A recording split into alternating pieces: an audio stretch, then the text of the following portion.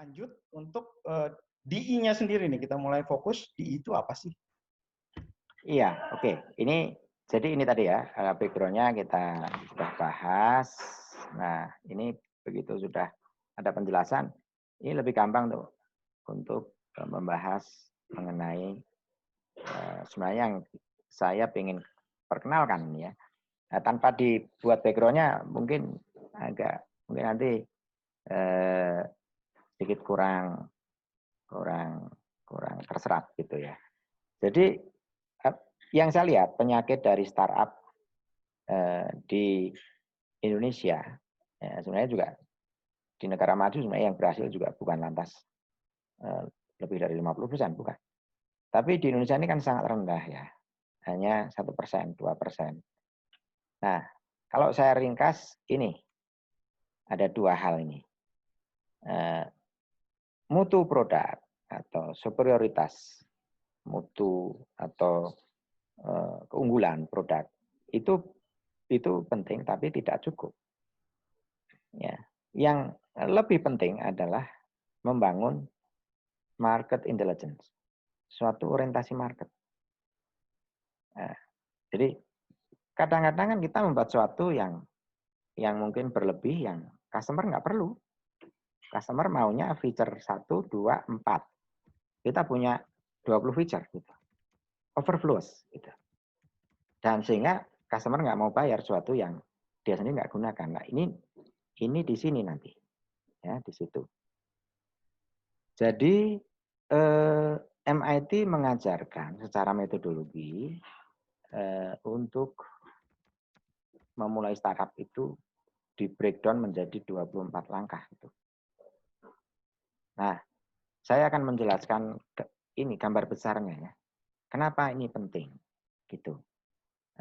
Ada sebagian kalangan bisnis juga ya, yang mereka juga sudah mungkin pernah establish mengatakan saya nggak percaya pada bisnis plan. Ya, saya pengennya langsung aja terjun, coba-coba. Nah, ini bagi saya itu seperti kita pergi ke hutan tanpa peta sama sekali, tanpa ada PR yang kita kerjakan, kemungkinan resikonya jauh lebih tinggi.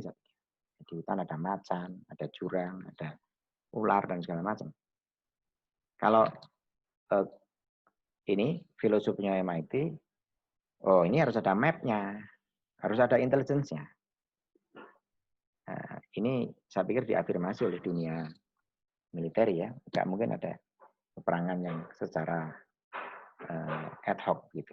Pasti intelligence-nya sudah kerjain PR-nya dulu, lama sebelumnya. Ini sebenarnya dunia bisnis itu seperti dunia militer itu, persaingan kan. Komputer kita kan ingin mengalahkan kita.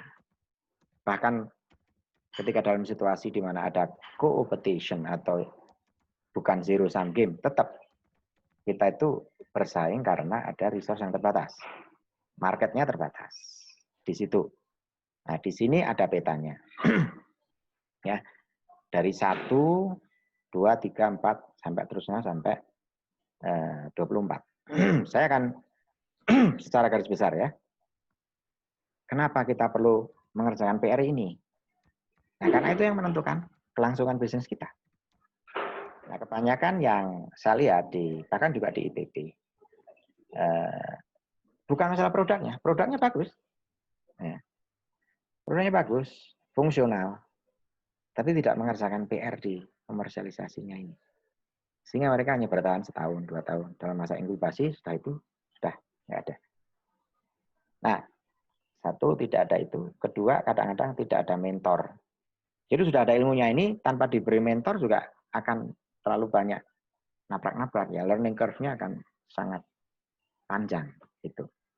Nah, jadi di MIT tadi yang saya katakan tadi, harus ada tools dan harus ada role models, harus ada mentor yang nanti akan mengarahkan. Oh ini market ini saturate ini sudah, jangan masuk situ ya nggak lama itu umurnya, daripada buang-buang waktu gitu kan. Identify mana nih yang blue ocean, mana yang sesuai dengan resource yang kita punyai dan bisa jangka panjang. Nah, jawaban dari pertanyaan yang tadi barusan saya katakan tadi itu bisa diperoleh kalau kita mengerjakan PR ini. Ya, ini saya contohkan beberapa step ya. Waktunya tidak banyak, saya sudah 1,5 jam ya, mungkin saya tambah 5 menit, 10 menit. Jadi ada 24. Yang pertama, step pertama, itu adalah mengenai segmentasi market. Nah itu Pak Mirza pernah cerita ke saya, itu bahkan beliau sekeluarga mempunyai bisnis ini ya, yang lembaga bahasa LIA, bahkan step pertama ini pun tidak tuntas gitu. Ya, segmentasi pasar ini di sini pertanyaan pertama dari seorang yang mendirikan bisnis itu adalah ini pertanyaan, apakah alasan terpenting dimulainya sebuah perusahaan? Ya, saya kasih ini bukan kuis, jadi saya kasih jawabannya.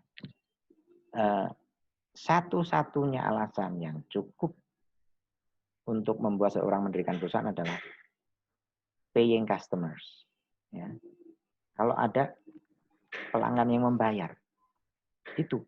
Kalau tidak ada, sebagus apapun teknologinya, tidak perlu kita follow up. Nggak ada yang mau bayar itu. Nah, kalau ada, justru itu. Walaupun teknologinya bukan suatu yang advance, ini bisa, ini banyak demand-nya, misalnya. Gitu ya.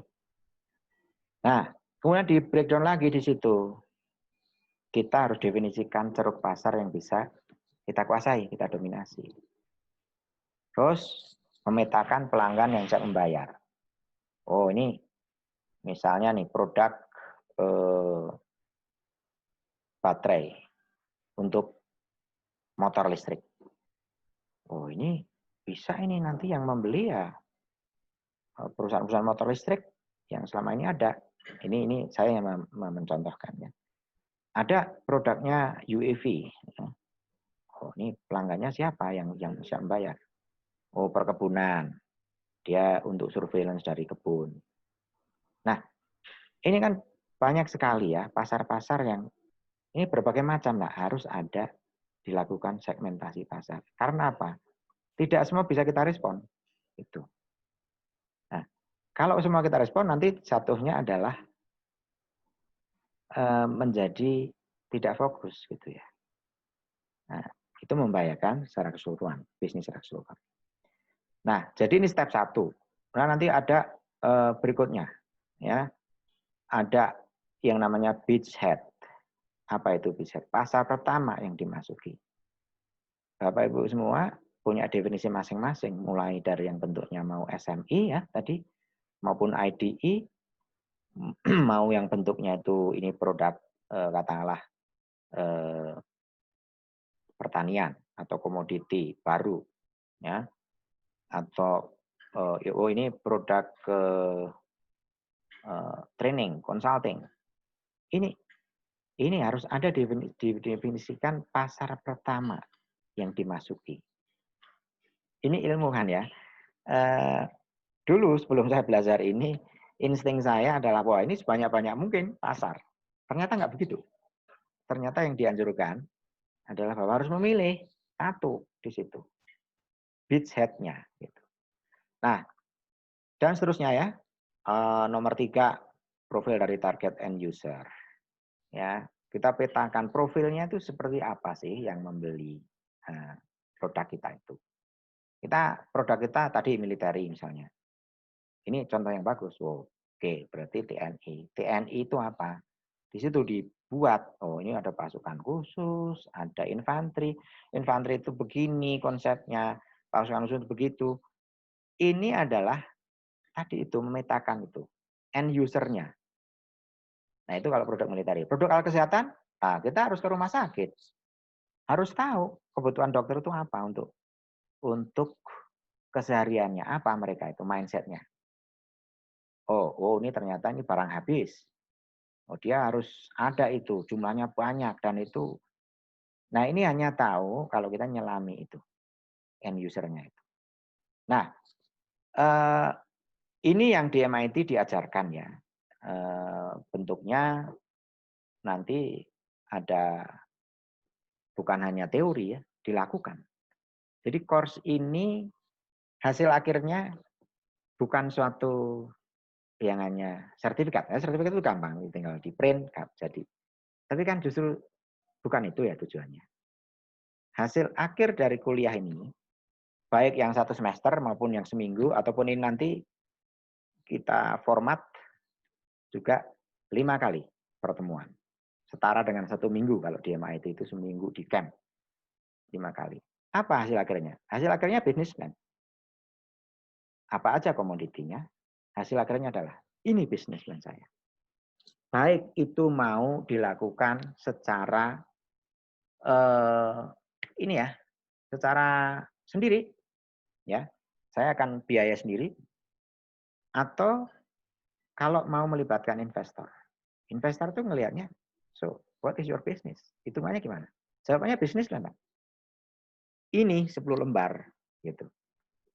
Nah, jadi itu yang bisa saya hantarkan ya. Nah, ini kalau saya teruskan tentu saja nanti banyak sekali detailnya. Tapi kalau dipetakan kontennya seperti ini. Ya.